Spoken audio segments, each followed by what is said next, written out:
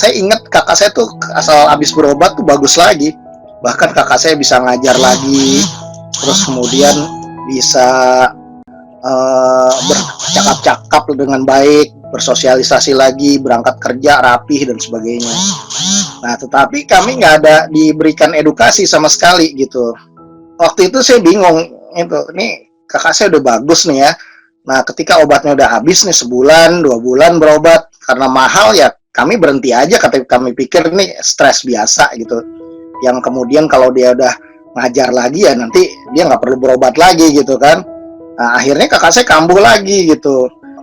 Kami kaget lagi gitu kan, karena dia semakin lama semakin kacau gitu kambuhnya. Jadi kakak saya tuh kalau kambuh tuh marah-marah, teriak-teriak gitu, mukanya tuh sampai merah padam, sampai tegang banget lah gitu. Nah, setelah Mas Bagus cerita, mungkin sekarang kita akan dengerin langsung sebelum kita buka tanya jawab ya Mas Bagus. Iya.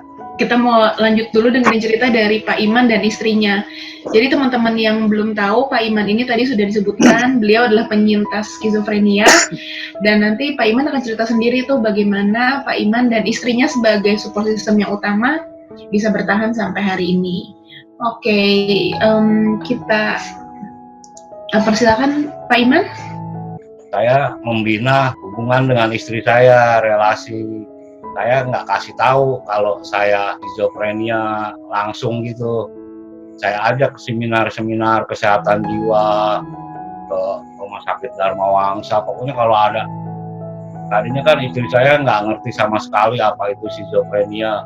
Akhirnya ya itu tadi saya bisa menerima dia dengan segala kekurangannya. Saya bisa dukung dia.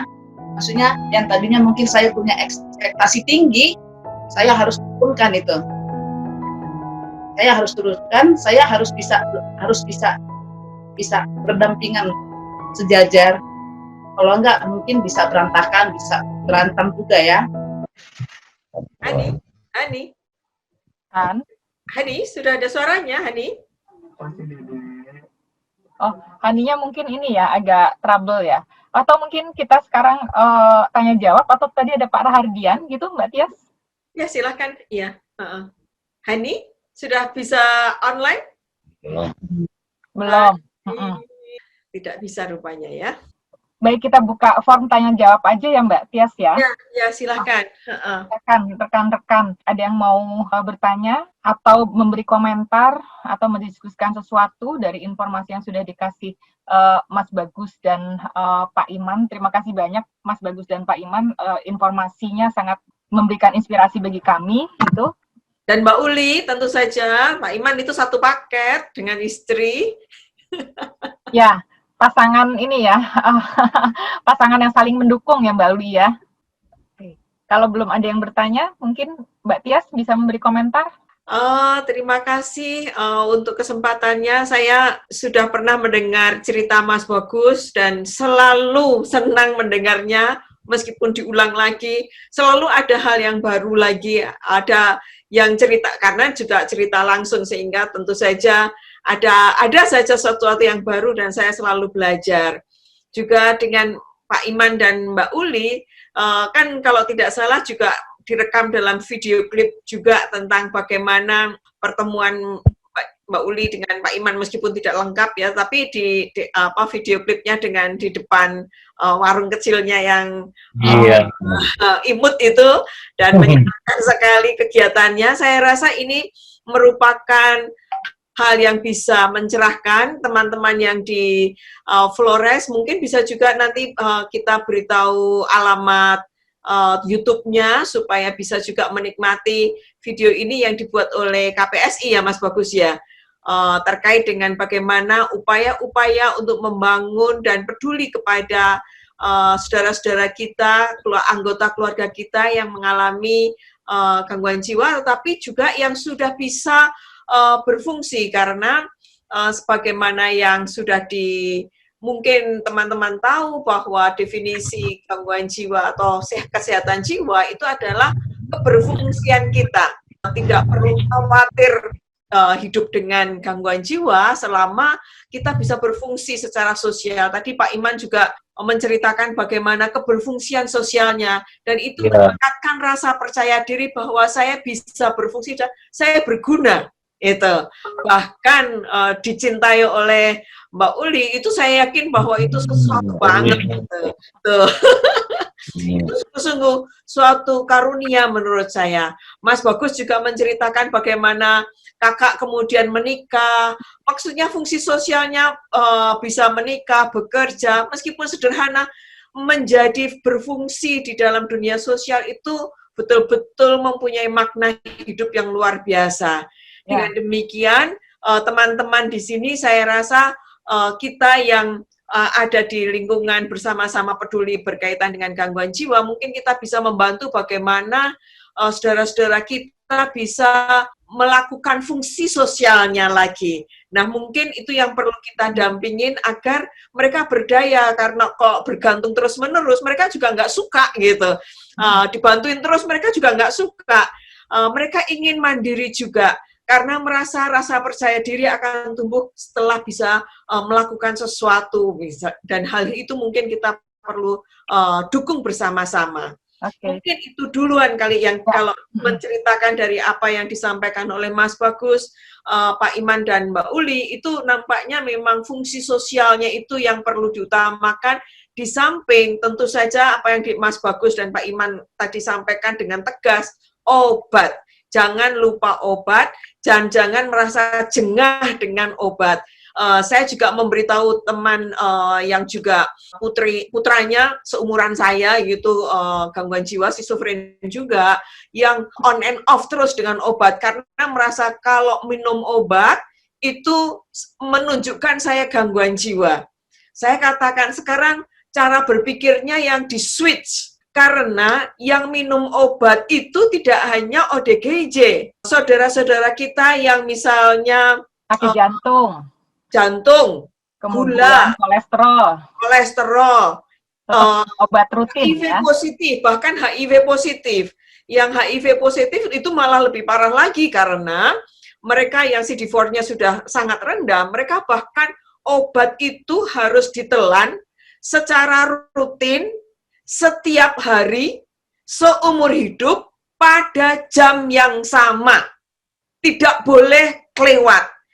Beberapa teman itu sampai mempunyai alarm, itu masang alarm itu 3.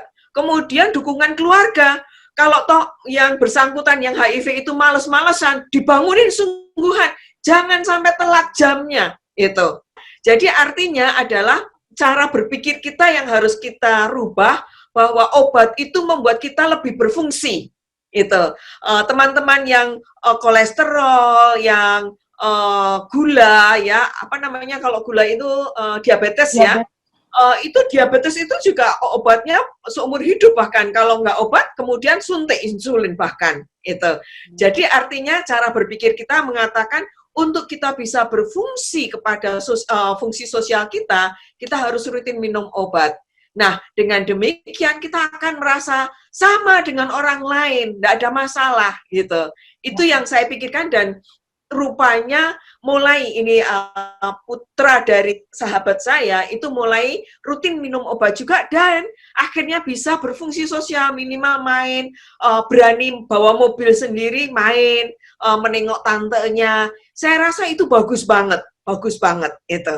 Jadi mungkin dari kita sendiri yang akan switchkan cara berpikir tentang masalah obat, bahwa obat tidak membuat kita merasa aku gila atau aku gangguan jiwa, tetapi justru obat itu membuat saya berfungsi. Itu mungkin salah satu yang saya pikirkan. Terima kasih. Baik. Terima kasih Mbak Tias. Nah, sekarang saya ada pertanyaan ke Mas Iman berkaitan dengan obat. Di awal-awal, ini kan setahu saya juga banyak rekan-rekan ODGJ yang sulit minum obat gitu ya Mas Iman ya. Apa ya rasanya obat itu sehingga kita sebagai keluarga bisa memahami, bisa berempati. Jadi kita bisa memotivasi minum obatnya bagaimana gitu.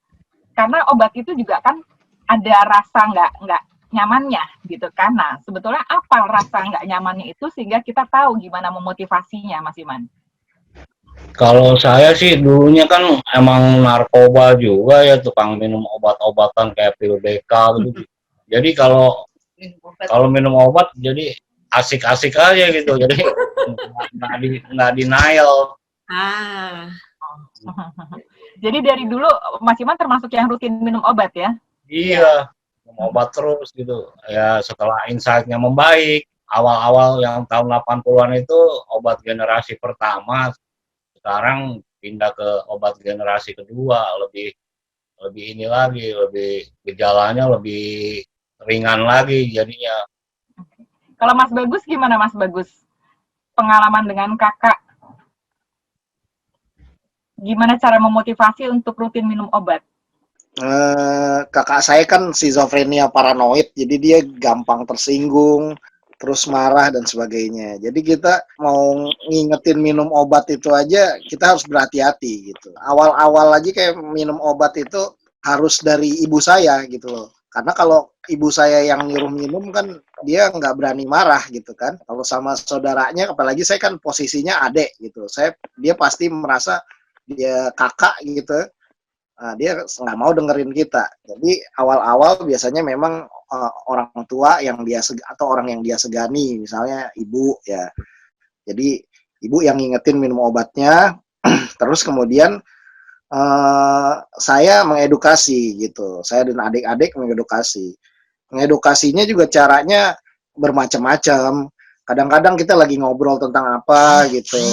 Nah, terus ada kaitannya dengan kesehatan jiwa, ya kita perkenalkan dengan masalah-masalah kesehatan jiwa.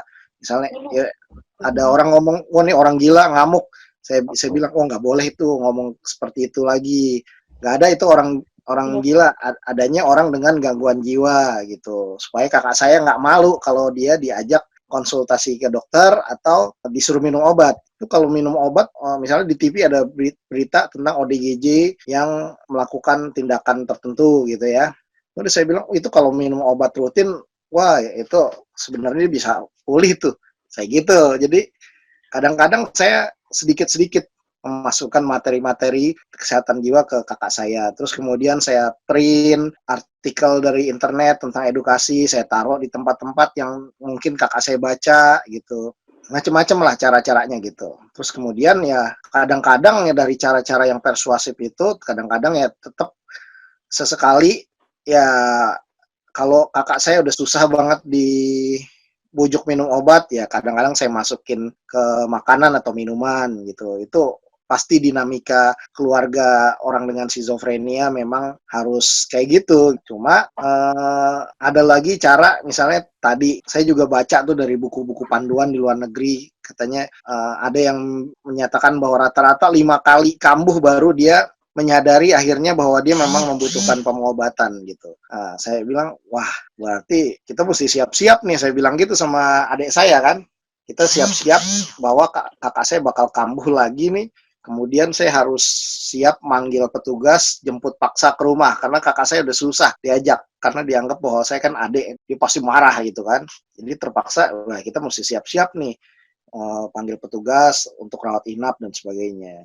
Dan ternyata memang benar juga bahwa setelah beberapa kali dia rawat inap, nah di rumah sakit tuh biasanya saya juga bilangin sama petugas minta bantuan gitu Pak perawat, tolong diedukasi kakak saya tentang penyakitnya gitu supaya nanti kita di rumah bisa lanjutkan gitu edukasinya gitu bahwa dia harus minum obat itu sebabnya kenapa, oh ada ketidakseimbangan kimia di otak dan itu hanya bisa diseimbangkan dengan minum obat rutin. Nah itu menyampaikan hal seperti itu aja, wow lama itu dengan berbagai cara. Kadang-kadang saya ngobrol sama adik saya sengaja membahas tentang itu, tentang schizophrenia itu apa gejalanya gitu. Atau kemudian pernah juga kakak saya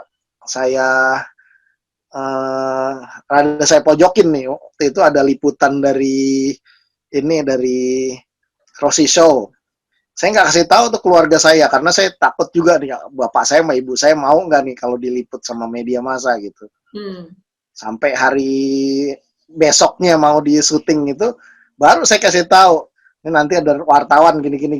Nah, jadi saya pepet aja bapak ibu saya kan. Tapi kemudian memang bapak ibu saya juga meskipun sebenarnya dia nggak begitu siap ya menghadapi media, tapi dia bisa mengerti juga pada akhirnya bahwa perjuangan saya mengedukasi masyarakat ini ya mau nggak mau harus melibatkan keluarga untuk juga memberikan kesaksian kepada publik bahwa gangguan skizofrenia ini bisa pulih dengan pengobatan rutin gitu. Jadi saya hari itu kru Rosti Show datang ke rumah bawa kamera. Nah, ya udah ibu saya suruh di briefing dulu kan. Nah, terus kakak saya di briefing juga. Saya langsung hadapin aja gitu. Nah, akhirnya di situ baru dia diwawancara sama kru TV, dia baru mengenal, oh skizofrenia, berarti gue skizofrenia ya. Nah, iya, baru saya jelasin gitu loh. Jadi panjang banget itu untuk mengedukasi karena kita takut dia tersinggung gitu. Ya. Jadi kayak direkayasa gitu ya Mas Bagus ya? Iya, pokoknya mesti jadi keluarga pasien mesti kreatif juga gitu. Kadang-kadang Kreatif, ya kita ya. kadang-kadang rada licik dikit nih. Nah, terus kemudian misalnya ngobrol sama orang di depan dia gitu ya biar dia dengar gitu ya. kayak gitu kita sambil ngukur-ngukur dia jangan-jangan dia merasa kita ngomongin dia jelek-jelekin dia apa enggak gitu. Tapi kalau dia misalnya pas dia itu kelihatan dia diam-diam dia dengar juga, ya udah kita lanjutin aja gitu. Jadi cara-cara seperti itu bisa dicoba gitu. Terus pernah juga saya kan ada acara pertemuan KPSI. Saya mau jemput teman dari daerah, dia turun di Gambir. Saya jemput kan pakai mobil gitu. Kakak saya ajak aja, ayo ikut jalan-jalan. Mau ngapain? Mau jemput teman dari daerah gitu. Nah, sepanjang perjalanan itu kemudian teman yang dari daerah itu kan orang dengan skizofrenia juga. Dia ngobrol, gimana kabarnya? Nih, kenalin kakak saya, Mas Bayu. Terus saya bilang gini aja ke kakak saya, ini dia juga orang dengan skizofrenia kayak lo nih, tapi dia bisa kuliah selesai dan sebagainya gitu. Kakak saya kan nggak berani marah kalau ada orang lain ke saya. Akhirnya dia terima itu, terus kemudian dia ngobrol dan sebagainya. Oh iya Mas Bayu, yang penting minum obat rutin gini-gini. Nah, dari situ dia dapat lagi. Jadi sedikit-sedikit sampai akhirnya kakak saya juga sekarang udah ngerti dan akhirnya dia berobat juga udah percaya diri gitu loh untuk berobat. Misalnya ketemu orang, terus kalau lagi berobat juga teman-teman saya kasih tahu teman-teman KPSI, lo kalau berobat di rumah sakit ketemu kakak gue, ajakin ngobrol ya, awas lo kalau enggak. Saya gituin. Akhirnya pas lagi nunggu-nunggu di ruang tunggu, Mas tadi saya ketemu Mas Bayu nih, saya ajak ngobrol gini nih, saya foto gini. Jadi dipersiapkan ya, orang lain juga dipersiapkan gitu ya. Nah iya, jadi mereka kalau ketemu kakak saya lagi konsul, diajak ngobrol lagi sama istrinya Mas, katanya gitu. Oh iya bagus deh gitu. Berarti dia kontrol beneran gitu kan. Terus pernah juga saya ajak kakak saya ke seminar awam. Bukan saya belum ajak waktu itu. Saya hadir ke seminar awam, ternyata teman SMA-nya kakak saya jadi psikiater di Rumah Sakit Durensawit. Tuh, dia ngelihat video di Rossi Show, itu kayaknya teman saya tuh katanya. Wah, dia dulu bandel banget tuh kakakmu tuh. Yang ngajarin bandel tuh Iya. Dia gitu. Katanya dokter Budiman kan. Ya udah dia suruh berobat ke gua aja deh sono ke Rumah Sakit Durensawit. Nah, cuma baru saya suruh gitu, dia udah dokter Budiman pindah ke Tarakan, jadi agak kejauhan. Tapi saya ceritain, oh iya tuh Budiman itu dia anak tunggal tuh katanya. Makanya kayak gitu, jadi gue ajakin naik numpang truk tentara tuh buat ngirit ongkos waktu SMA gitu. Jadi dia bilang, makanya lu gak usah malu, walaupun lu skizofrenia, buktinya temen lu jadi psikiater, saya gituin. Jadi mereduksi stigma juga di dirinya dia, dan akhirnya dia sekarang ya minum obat, alhamdulillah sih mau gitu. Bahkan dengan berobat rutin ini, dulu kakak saya kan dirawat sama ibu, diingetin minum obat dan sebagainya. Tapi setelah ibu saya sakit dan sebagainya, kakak saya bisa bantu ngurusin administrasi rumah sakit, ngurusin askes dan sebagainya. Saya suruh aja, nih gue tunggu ibu di kamar di ruang rawat nih, lo ke bawah gih ngurus administrasi. Bisa lagi gitu loh. Padahal kakak saya kan udah hampir 10 tahun nggak berobat. Ternyata dengan berobat rutin lagi, yang dulu dia bisa, ternyata dia bisa lagi gitu loh. Yang penting gejala terkendali dengan pengobatan. Makanya sesuatu yang dulunya kayak saya pikir agak mustahil ternyata bisa dengan pengobatan rutin gitu.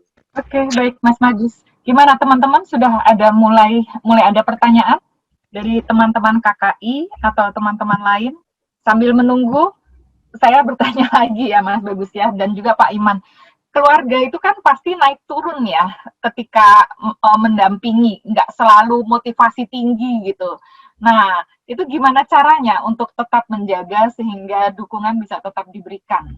Kalau saya kan dulu terlambat ya berobatnya gitu. Makanya saya sangat menekankan banget pada pemerintah gitu. Di mana aja saya selalu ingetin bahwa kita harus berpacu melawan waktu untuk mengedukasi terus-menerus masyarakat supaya dia ngerti tentang ada resiko keluarga kita yang ngalamin gangguan jiwa gitu. Walaupun menurut saya sih, saya sendiri, keluarga saya kayaknya baik-baik aja dulu kan. Keluarga saya walaupun bukan orang yang kaya misalnya atau memiliki segalanya, tetapi menurut saya sih baik-baik aja gitu loh. Kebetulan ya kakak saya kan orangnya lucu, sering bercanda dan sebagainya. Kok bisa kena skizofrenia juga? Nah ini kan sebenarnya harus diedukasi oleh pemerintah, profesi-profesi bahwa gangguan jiwa bisa dialami oleh siapapun. Kita menyadari itu, terus kemudian layanan kesehatannya disediakan, dimulai dari puskesmas. Jadi kita ada kesadaran untuk berobat sedini mungkin. Kalau kita berobatnya udah terlambat, udah habis-habisan, berobat alternatif dan sebagainya, terus kelakuannya si pasien yang banyak yang ngeselin, karena dia kan ada bizarre behavior ya, perilakunya aneh-aneh gitu loh. Kakak saya misalnya bawa motor, tangki bensinnya dimasukin batu-batu karena dia waktu itu nonton film apa gitu, Peacemaker gitu kan, tentang alien gitu kan. Terus teknologi di masa depan, motor zaman masa depan pakai plasma, bentuknya butiran-butiran. Dia masukin tuh, aduh motornya jadi turun mesin lagi. Terus dia tempat nabrak orang dalam kondisi kayak gitu. Macam-macam lah, dan itu melelahkan buat caregivernya. Nah, gimana caranya kita bisa mencegah agar caregiver jangan terlalu lelah dulu baru berobat. Jadi, promotif preventif itu menjadi sangat penting. Ketika kita deteksi dini gangguan jiwa, segera diobatin, sehingga pada saat itu yang terjadi pada keluarga pasien adalah empatinya masih berlebih gitu loh. Daripada kalau udah kayak saya, udah keburu bete, kadang-kadang saya ketemu kakak saya aja, walaupun saya ketua KPSI nih, kadang-kadang saya ketemu kakak saya, apalagi masalahnya nih, gitu loh. Begitu, itu terjadi. Saya akuin aja bahwa memang menjadi pendamping orang dengan skizofrenia itu melelahkan. Tapi kalau misalnya dulu dia berobat sedini mungkin, kita dikasih tahu resiko-resikonya gitu. Nah, pastinya saya pikir kita masih punya stamina cukup banyak untuk menghadapi itu, dan kita bisa mencapai kemajuan-kemajuan secepatnya. Nah, tapi kalau lagi capek sih, menurut saya sih, ya kita jangan deket-deket. Tadi kan seni menjaga jarak ya. Kita jangan deket-deket sama ODGJ, kita cari kegiatan lain aja dulu lah. Kalau perlu, kalau bisa sih ya, caregiver tuh harus punya hobi, punya komunitas sendiri, supaya dia bisa mengalihkan pikiran sejenak daripada ngurusin ODGJ-nya. Nah, kalau saya gini, saya pikirnya gini, saya kalau ngurusin kakak saya sendiri, saya kalah terus melawan skizofrenia nih. Ini saya harus menang dengan cara saya membantu orang lain agar bisa pulih secepat mungkin gitu. Jadi saya nggak bisa nolong keluarga saya saat ini, saya bantu yang lain. Oh ternyata yang lain terbantu, jadi saya merasa wah hebat lah gitu loh. Oke, terima kasih Mas Bagus. Kalau Mbak Uli, gimana Mbak Uli menjaga motivasi supaya tetap tenang mendampingi? Kalau Pak Yohanes ya boleh dibilang dia emang udah cukup stabil ya, udah seperti kita. Maksudnya sudah nggak begitu berat. Dalam bergaul juga dia emang pergaulannya banyak. Ya mungkin kalau boleh ditanya kali keluarga dari beliau ya yang masa-masa beratnya. Dulu saya masih ingat dia pernah cerita ibu mertua saya, ibunya dia pernah, dia katanya pengen coba bunuh diri di depan ibu. Ibu bukan ini, malah ditantangin balik gitu. Ya udah sana, kalau mau bunuh diri sono yang jauh, jangan dekat-dekat biar saya nggak lihat sekalian gitu. Dia malah ngurungkan niatnya untuk bunuh diri. Jadi kadang mungkin ya ODS itu mungkin kadang-kadang dia mungkin cuma gertak sambal doang, hanya ingin mencari perhatian, ya kan? Ditantangin begitu, ya ibu terima tantangannya, disuruh pergi jauh, dia malah mengurungkan niatnya, nggak jadi gitu loh. Jadi kalau untuk sekarang ini nggak ada hal yang berat lagi lah. Paling dia kadang-kadang ada saat-saatnya dia ya low mood lah, moodnya kadang-kadang ini ya. Ya itu tadi, cuma yang tadi saya bilang gerakannya aja yang nggak bisa. Terengginas. dia kan udah nggak bisa lah menyesuaikan ke saya gitu, makanya saya yang harus sesuaikan ke dia gitu. Jadi maksudnya dalam aktivitas sehari-hari, karena kita kan warung ya, ya segalanya saya gitu, boleh dibilang sekian persen itu saya yang ngerjain gitu loh. Tapi saya merasa itu bukan suatu beban gitu loh. Saya lakukan dengan penuh sukacita. Kemampuannya ya dia bisa jaga warung, saya pergi keluar. Kalau saya jenuh, saya juga keluar, dia pasti suruh, ya udah kamu pergi sama teman-teman kamu gitu. Saya juga, jadi boleh dibilang ya nggak berat lah kita menjalani hari-hari itu, nggak berat.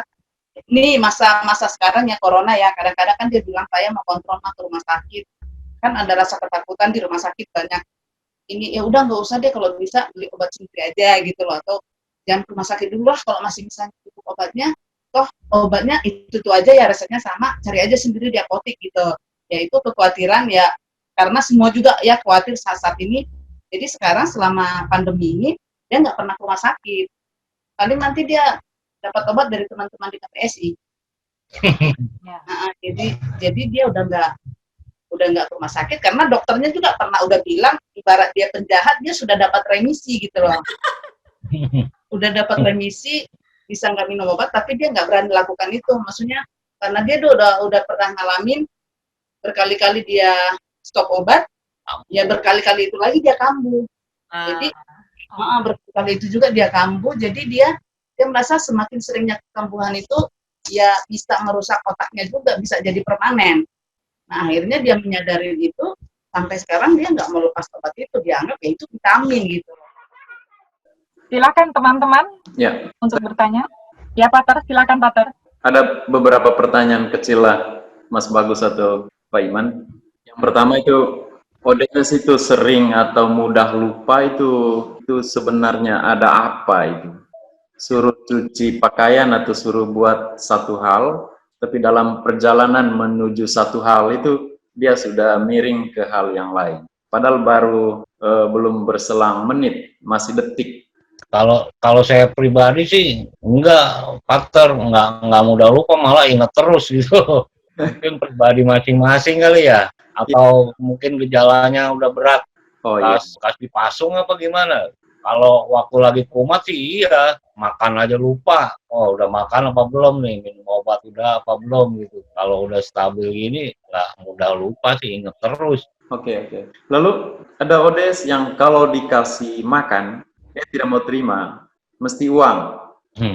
Ya, adakah itu terkait halusinasi atau apa ya?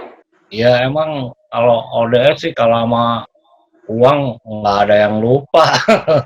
Semuanya semuanya pada ingat kalau sama uang, Romo. Ya, kita jelaskan begini. Ini uang, tapi kita sudah beli makan. Itu pun tidak, dia mau pegang uang. Lalu hal yang lainnya, mungkin ke Mas Bagus, karena dibilang tadi kakak diminta untuk bantu beli itu, beli ini, tapi saat pulang ya kasih dia sesuatu. Apakah itu sering dilakukan atau sesekali saja? Selalu diberi imbalan ketika dia diminta untuk lakukan sesuatu. Karena kita menemukan ODS yang sebenarnya ada uang untuk dia, tetapi kita yang pegang. Kalau dia yang pegang, dia akan pergunakan tidak sesuai dengan kebutuhan penting. Kalau kakak saya sih gini, Pater. Saya memang tugaskan dia, misalnya saya kan waktu itu usaha online juga, ada toko online. Jadi dia selama ini kan pernah merasakan bekerja. Jadi perbedaannya gini, ada ODS yang nggak pernah merasa bekerja sama sekali. Dia hanya minta dari orang tuanya. Tapi ada yang sudah pernah merasakan bekerja, jadi dia tahu rasanya bekerja itu capek, ada cemasnya, ada pusingnya, dan sebagainya gitu. Nah, ketika dia nggak bekerja, dia jadi lebih menghargai gitu bagaimana menggunakan uang. Kalau kakak saya begitu. Terus kemudian dia pengen bekerja, ya kan. Tetapi kan karena dia udah jedanya sekian lama sakitnya, mau masuk ke dunia kerja lagi kan sulit. Jadi saya ingin membangkitkan semangat dia bahwa nyari rezeki itu bukan itu aja. Jadi saya kasih tugas dia sebagai jasa untuk pengiriman lah. Jadi saya kalau ada order online, saya suruh dia kirim ke Tiki misalnya. Terus kemudian saya kasih uang gitu. Nah, dulu dia nurut lah untuk itu gitu. Tapi kalau sekarang ini, dulu dia kan dia nggak ngerokok. Sekarang begitu merokok ini, ya, dia kalau uang jadi ujung-ujungnya buat beli rokok gitu. Jadi kalau menurut saya sih kita juga memang nggak boleh segala sesuatu keinginannya orang dengan skizofrenia kita turutin, apalagi berkaitan dengan uang. Kalau uang itu sebisa mungkin dia harus bekerja dulu. Itu yang saya lakukan ke kakak saya sih itu. Terima kasih Mas Bagus. Pengetahuannya, kambuh berkali-kali akibatnya pada otak penderita itu bagaimana? Kambuh yang berkali-kali, keseringan kambuh. Karena ada hubungan dengan pengalaman soal keluarga tidak rutin mengurus obat. Yang kedua itu ada hubungan dengan persediaan obat di puskesmas. Ya, Mas Bagus atau Bu Santi, Bu Tias, Mbak Hani, terima kasih. Kalau kambuh berulang-ulang, memang kalau saya lihat presentasinya Dr. Nurmiati Amir, memang resikonya itu terjadi kerusakan otak yang lebih serius gitu. Karena dopamin itu kalau berlebihan sifatnya toksik kata Dr. Eti gitu. Sehingga kalau bisa jangan sampai terjadi kambuh berulang-ulang. Nah, sama aja kita pakai narkoba, kalau yang saya baca reseptor dopamin itu udah kebal gitu jadinya. Jadi ketika dia dapat respon kesenangan kan dirilis dopamin, terus diterima oleh sensornya, itu reseptornya. Reseptornya ini ketika dia mengalami satu kesenangan, dia dapat dopamin, nah nanti untuk mendapatkan kesenangan yang sama, dia minta dopamin yang lebih besar. Makanya orang yang itu jadi mudah, yang rentan mengalami masalah ini jadi mudah kecanduan gitu. Itu mekanisme terjadinya kecanduan seperti itu. Nah, akibatnya kemungkinan besar sih kalau misalnya sering kambuh di reseptornya, menurut saya akan lebih berat kerusakannya, dan dia pastinya akan lebih resiko putus dari realitasnya akan lebih banyak gitu. Di sisi lain dari faktor psikologisnya aja, kalau sering kambuh bagi keluarga itu sangat melelahkan, menegangkan, kita trauma terhadap kekambuhan gitu. Karena kejadiannya selalu aja kalau kambuh tuh membuat kita tegang juga gitu, atau sedih gitu kan. Demikian juga bagi orang dengan skizofrenianya. Kalau semakin berat dia kambuhnya, apalagi udah melibatkan ada konflik dengan lingkungan, itu pasti dia akan trauma mengalami kekambuhan gitu. Jadi dia takut sekali. Wah, nanti saya takut kambuh di depan umum dan sebagainya. Akhirnya nggak mau keluar rumah. Kalau udah nggak mau keluar rumah, ya semakin lama ya semakin memburuk lagi kondisinya. Padahal kan yang kita inginkan kan gimana dia bisa berinteraksi lagi secara sosial gitu. Kemudian dia juga bisa aja orang dengan skizofrenia kan merasa tidak dirinya sakit, bahwa dirinya nggak sakit. Nah ketika dia kambuh, dia seringkali menyalahkan obat. Nggak kambuh aja dia nyalain obat. Kalau saya gini, apakah ini efek samping obat? Kalau saya begini, apakah efek samping obat? Selalu tuh pertanyaan seperti itu. Padahal dia bisa berfungsi itu karena manfaat dari obat, tetapi karena di masyarakat kita obat-obatan jiwa itu stigmanya masih negatif, jadi banyak dari mereka yang apa-apa disalahkan ke obat gitu. Ada juga yang seperti itu sehingga dia bisa berpikir gini, saya minum obat masih kambuh juga, mendingan saya nggak minum obat. Nah, yang kita cegah itu kalau dia membentuk keyakinan seperti itu dan sulit diubah lagi gitu. Jadi memang kambuhan ini sebenarnya sesuatu yang sangat berat sih kalau buat keluarga sih. Terus terang aja kita mulai dari nol lagi berobatnya, membimbing dia lagi untuk dia berfungsi, itu kan butuh waktu. Nah, kemudian kalau dari kata dokter, kalau kita kambuh pertama kali misalnya butuh waktu 6 bulan lah, minum obat rutin, dapat dukungan keluarga dan sosial. Kambuh yang kedua kali, karena kita trauma terhadap itu, misalnya apalagi dia membuat hal-hal yang memalukan, misalnya telanjang di depan umum, nah itu dia nggak mau keluar rumah bisa setahun atau 2 tahun. Nah ini yang mungkin juga memperberat kondisinya. Menurut saya sih bahkan nggak usah bicara ke kerusakan otaknya, faktor psikososialnya aja berat dampaknya kalau sering kambuh gitu. Oke, Mas Bagus, terima kasih banyak. Silakan Mbak Tias, lalu saya kembalikan lagi ke Hani. Iya, memang sih kalau terkait dengan zat, itu kekambuhan memang membuat dopamin yang tadi Mas Bagus sampaikan itu istilahnya adalah toleransi. Jadi artinya kalau umpamanya obatnya sudah pada level pertama, kemudian tidak rutin, maka toleransinya, paling tidak tubuh sudah mulai beradaptasi dengan zat itu, sehingga menuntut porsi yang lebih tinggi lagi. Nah, hal itu memang melelahkan sekali karena kalau sampai pada tingkat tertentu konsumsi obatnya harus lebih kuat lagi, nanti efek sampingnya lebih parah lagi. Dan seperti tadi yang Mas Bagus sampaikan, tentu saja keluarga akan deg-degan lagi, apa lagi ini kejadian apa lagi, karena reaksi kamu kan bisa macam-macam ya Mas Bagus ya. Deg-degannya itu kejadian disaster tertentu ya, itu membuat jantungan, ini lagi, apalagi, siap-siap yang tentu saja akan secara psikologis, emosional itu sangat melelahkan. Dan memang upaya untuk bisa obat, bisa rutin itu penting sekali. Tapi yang jadi masalah, saya tahu bahwa kawan-kawan di NTT, bahkan waktu kita ada di sana, dari Dinas Kesehatan itu bahkan bilang, kami ada uang untuk beli obat untuk disuplai di puskesmas. Yang jadi masalah adalah obat itu sendiri tidak tersedia untuk bisa diakses. Itu yang mungkin levelnya level lebih tinggi lagi, karena bagaimana strategi supaya suplai obat itu bisa selalu ada, dan dinas yang sudah punya dana, anggarannya ada, untuk membeli barangnya nggak bisa dibeli karena nggak ada. Nah, itu mungkin hal-hal yang mungkin bisa kita komunikasikan terkait dengan bagaimana kebijakan suplai obat di puskesmas harus tetap tersedia, dan stok itu harus termonitor kapan harus ada dan sebagainya. Mungkin itu yang kita bisa ajukan kepada dinas-dinas ya, untuk selalu memperhatikan masalah ini, karena kebutuhan pasti akan banyak gitu. Demikian yang ingin saya sampaikan.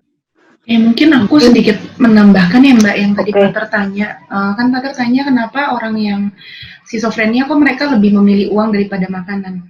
Kalau buat aku sama teman-teman kita yang skizofrenia sama seperti kita, sama manusianya kayak kita. Kita pun kadang ketika dihadapkan uang atau makan, kita kan lebih memilih uang. Karena kita tahu itu lebih berguna, lebih bisa membeli apa yang kita mau. Jadi kalau dari sudut pandangku, Pater, entah itu orang skizofrenia, entah itu kita biasa, kita punya kecenderungan memilih memang yang lebih enak buat kita.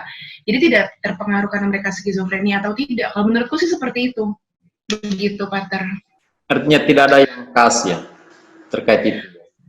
Kalau tadi antara uang dan makan, sepemahamanku tidak ada, karena sama seperti kita, mereka pun kan juga bisa berpikir apa yang mereka mau, mereka bisa berakal juga kalau memang tahap tertentu gitu kan.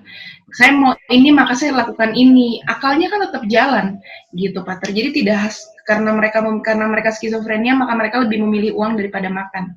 Begitu, Pater.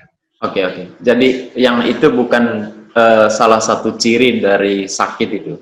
Jadi kesimpulannya gitu ya. Ya. Oke. Dari teman-teman yang lain mungkin masih ada yang mau bertanya? Mungkin saya sedikit menambahkan, Han. Iya, Mbak Aspi. Ya, tertarik saya dengan diskusi kali ini. Terima kasih Mas Bagus atas pengalamannya, juga Pak Iman dan Mbak Uli ya. Setelah mengikuti apa yang tadi disampaikan, saya kemudian sedikit menyimpulkan gitu, bahwa edukasi itu menjadi penting, terutama pada keluarga dan ODGJ-nya dan juga masyarakat. Jadi edukasi di masyarakat, baik itu individu atau ODS, keluarga dan masyarakat itu menjadi penting. Hanya sekarang di masing-masing wilayah itu mempunyai ciri tersendiri. Nah, itu yang mungkin yang perlu kita pikirkan.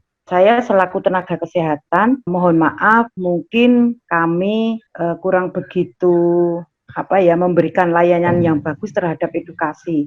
Namun dengan pertemuan seperti ini kami menjadi tergerak lagi gitu. Kira-kira apa sih yang harus bisa dilakukan tenaga kesehatan terhadap kebutuhan ODGJ dan keluarga.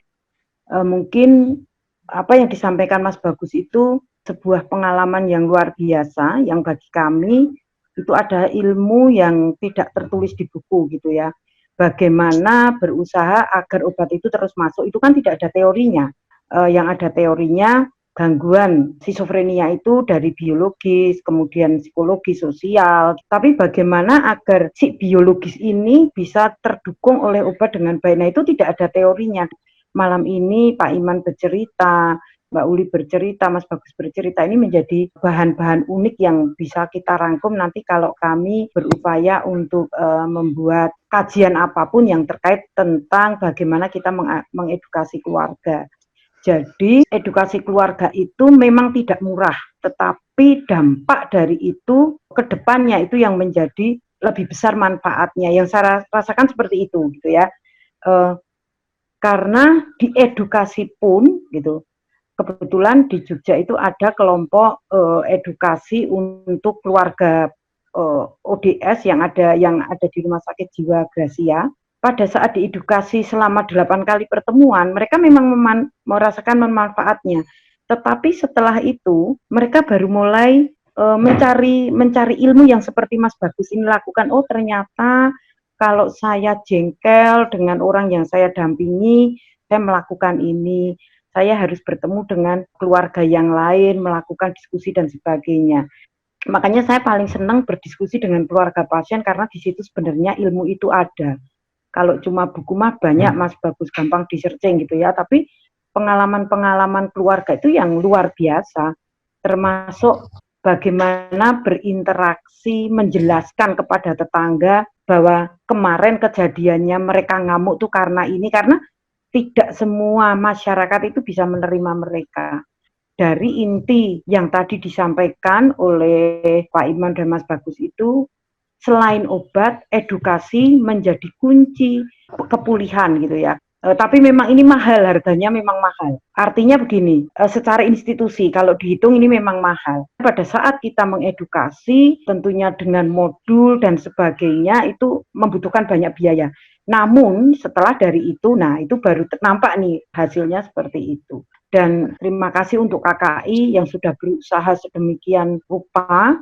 Saya melihat perjalanan KKI yang dengan sukarela membantu mereka.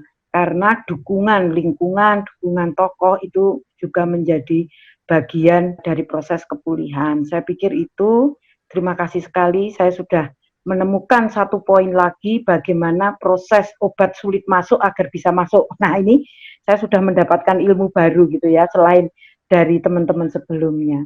Begitu dari saya, terima kasih untuk semuanya. Semoga kita selalu diberi kesehatan sehingga bisa berbuat lebih banyak bagi orang lain. Terima kasih Mbak Aspi.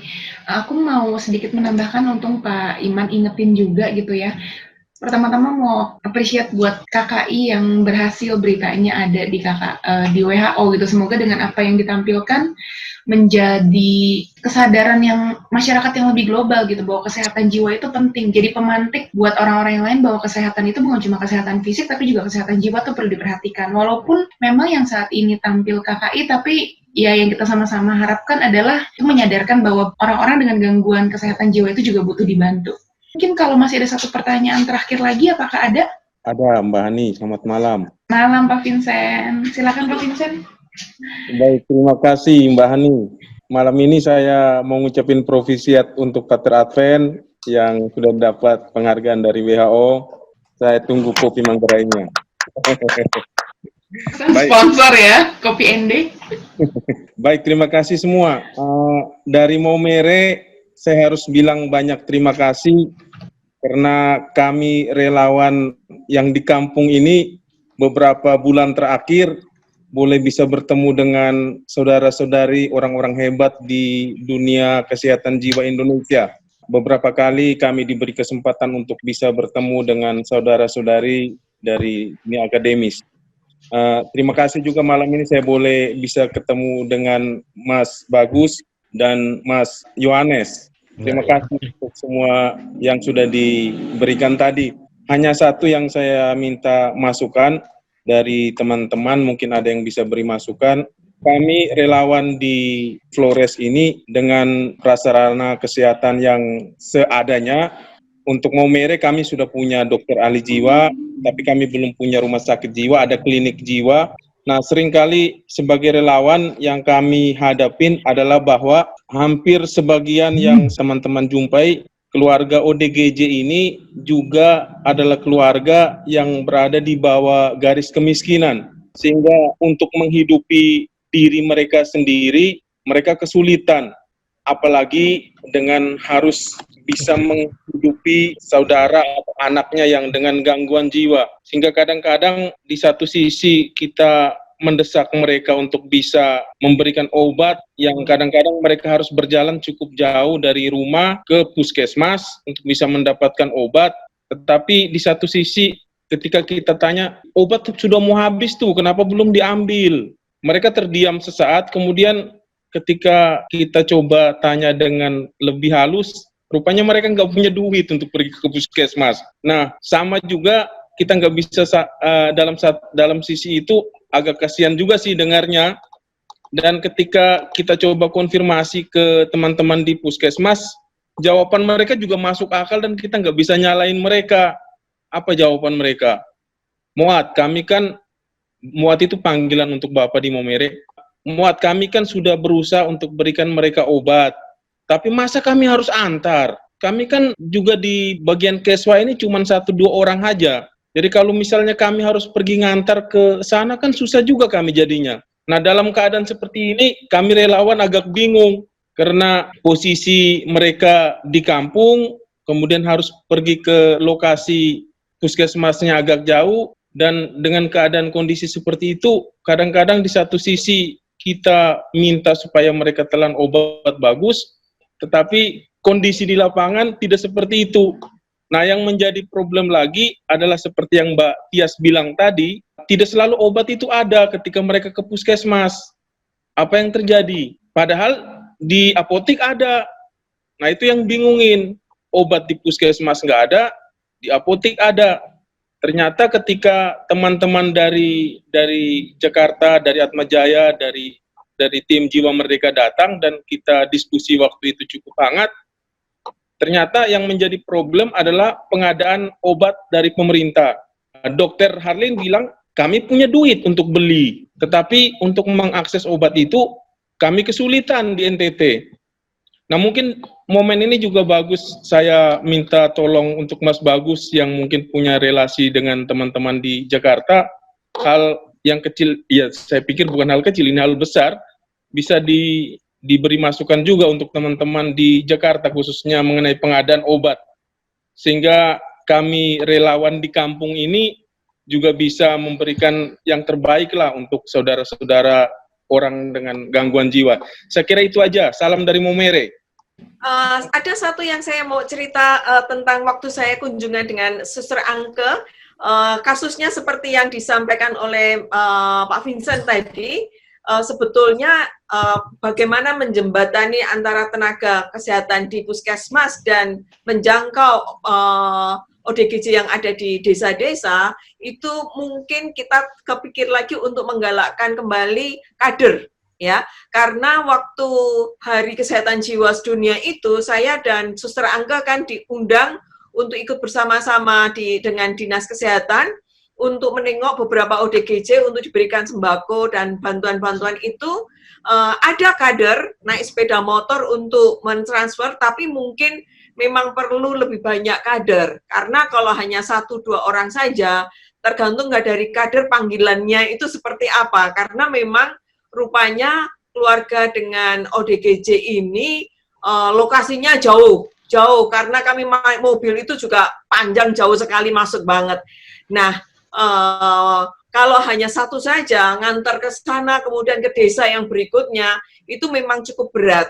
Nah, itu sebabnya saya terpikir menjembatannya adalah dengan kader kesehatan jiwa atau kader yang diberikan pendidikan masalah kesehatan jiwa.